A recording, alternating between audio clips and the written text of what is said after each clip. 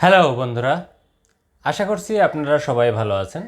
আজ অত্যন্ত গুরুত্বপূর্ণ একটা টপিক নিয়ে কথা বলবো। সেটা হলো গাভী বা ষাঁড় গরুতে ভিটামিন ডি কেন জরুরি।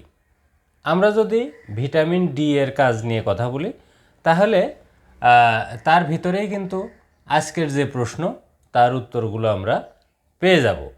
1 নাম্বার, ক্যালসিয়াম বা ফসফরাস শোষণ বা মেটাবলিজমের জন্য ভিটামিন ডি জরুরি। আমরা আমাদের প্রাণীগুলোকে যে ক্যালসিয়াম খাওয়াই তা শোষণের জন্য ভিটামিন ডি যদি শরীরে ঘাটতি থাকে তাহলে কিন্তু শোষণ ঠিকমতো হবে না।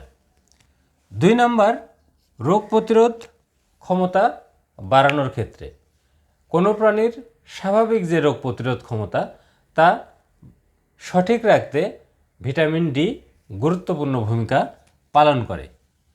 3 নাম্বার, হাড় গঠন, বিশেষ করে বাড়ন্ত যে প্রাণীগুলো তাদের হাড় গঠনের ক্ষেত্রে ভিটামিন ডি অত্যন্ত গুরুত্বপূর্ণ ভূমিকা পালন করে।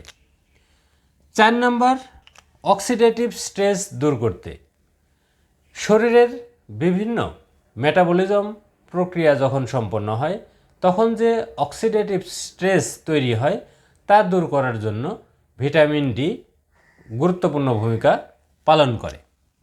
4 নাম্বার, মিল্ক ফিভার প্রতিরোধে, বিশেষ করে যে গরুগুলা দুধ দেয় সেই গরুগুলাতে যাতে মিল্ক ফিভার না হয় তা প্রতিরোধ করতে ভিটামিন ডি উল্লেখযোগ্য কাজ করে। এখন আসি 6 নাম্বার, অরুচি দূর করতে।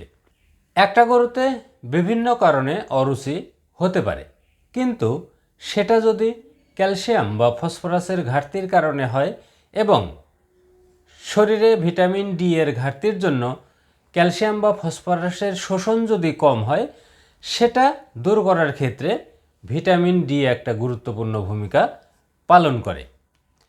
এখন আসি 7 নাম্বার, বাড়ন্ত গরুর ওজন বৃদ্ধিতে।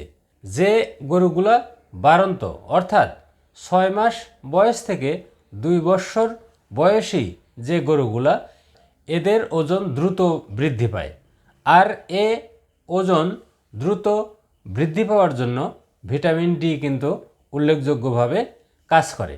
যদি ভিটামিন ডি এর অভাব থাকে তাহলে কিন্তু আমরা সঠিকভাবে ওজন নাও পেতে পারি। এখন আসি 8 নাম্বার, লেমনেস দূর করতে, অর্থাৎ কোনো গাভী বা ষাঁড়ের লেমনেস অর্থাৎ খোঁড়ানো যদি ক্যালসিয়াম ডেফিসিয়েন্সির কারণে হয়, এই ক্যালসিয়াম ডেফিসিয়েন্সিটা যদি ভিটামিন ডি এর অভাবের কারণে ঘটে থাকে সেক্ষেত্রে আমরা যদি ভিটামিন ডি সরবরাহ করি তাহলে ক্যালসিয়ামের শোষণ যদি ঠিক হয়ে যায় তাহলে এই লেমনেসটাও কিন্তু দূর হবে। এখন আমরা নিচে একটা টার্ম দেওয়া আছে, সেটা হলো ইন্টেনসিভ ফার্মিং। হ্যাঁ, আমাদের দেশের প্রেক্ষাপটে আমাদের দেশের বেশিরভাগ গরু বাছুরগুলো সাধারণত ফার্ম আকারে অর্থাৎ শেডে পালন করা হয়। সেক্ষেত্রে এই গরুগুলার সূর্যের আলোর সংস্পর্শে যাওয়ার সম্ভাবনা প্রায় নাই বললেই চলে। যে গরুগুলা সূর্যের আলোতে যাওয়ার সুযোগ থাকে তাদের তুলনামূলক ভিটামিন ডি কিন্তু কম প্রয়োজন হয়, কিন্তু ইন্টেনসিভ ফার্মিং অর্থাৎ শেডের ভিতরে যে গরুগুলা থাকে রাত দিন 24 ঘন্টা সেই গরুগুলার জন্য ভিটামিন ডি সরবরাহ করা কিন্তু অত্যন্ত জরুরি। তো বন্ধুরা, আজ এ পর্যন্তই।